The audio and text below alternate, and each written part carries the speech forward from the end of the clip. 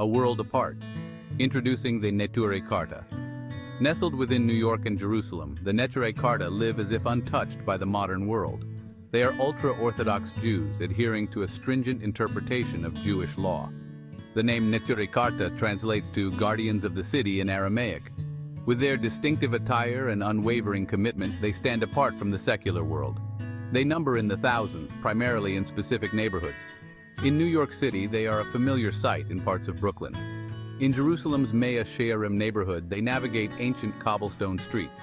Their communities are tight-knit, bound by shared religious practice and opposition to the State of Israel. They maintain a level of religious observance that sets them apart even from other Haredi Jewish communities. Every aspect of their lives, from clothing to diet, is governed by religious principles. This adherence to tradition represents a conscious rejection of modernity. They believe that the establishment of Israel before the coming of the Messiah is a grave sin. Theology of protest. Rejecting the Zionist state. The Neutri Karta's opposition to Zionism is deeply rooted in their theological beliefs. They believe that establishing a Jewish state before the Messiah's arrival violates divine will. They interpret biblical passages as prohibiting Jews from establishing their own state until the Messiah arrives. For them, any attempt to create a Jewish state through human effort is seen as rebellion against God. They do not vote in Israeli elections or accept government funding. They view the Israeli government as illegitimate, occupying land that belongs to the Jewish people only after the Messiah's arrival. Their opposition includes active protests against the Israeli government.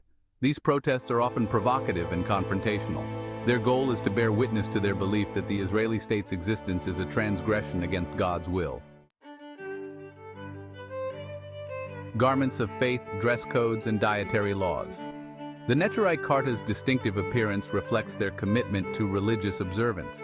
Men wear long black coats, black hats, and often fur shtreimels. Women dress modestly, covering their hair and wearing long sleeves and skirts. These choices are rooted in the principle of tzniut, emphasizing modesty. Their clothing serves as a constant reminder of their religious identity. They adhere to the laws of kashrut, dictating permitted and forbidden foods. This involves keeping meat and dairy separate and consuming only ritually slaughtered meat. Their adherence to these practices reinforces their separation from the secular world. In the world of the Neutri Karta, there are distinct roles for men and women, deeply rooted in traditional interpretations of Jewish law. Men are responsible for studying religious texts and providing for their families, while women manage the household and raise children. These roles are seen as complementary, contributing to the spiritual health and continuity of the community. Within the Neutri Karta community, Rabbi Yoisrael Weiss stands as a prominent and controversial figure. A descendant of Holocaust survivors, Rabbi Weiss believes that the establishment of a Jewish state must be divinely ordained. His leadership, marked by controversial dialogues, reflects the complex nature of the Neutri Karta movement.